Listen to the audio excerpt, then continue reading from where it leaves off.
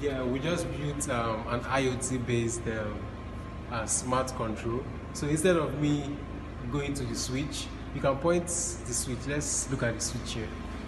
So instead of me going to the switch to turn my lights on and off, I will use my mobile phone. You can see the app. I will use it to turn it off. Then this is the board that the device is on. So let's give it a test.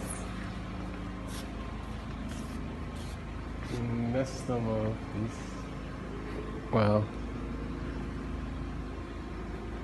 So maybe let's turn on the stage.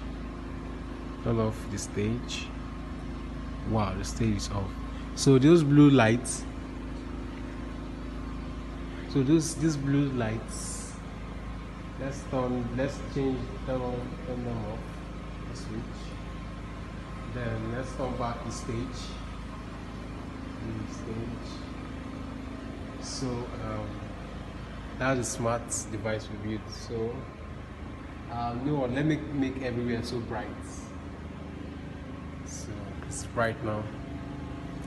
So we are going home. So let's turn off everything.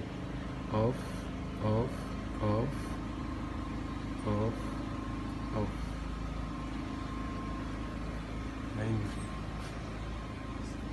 9.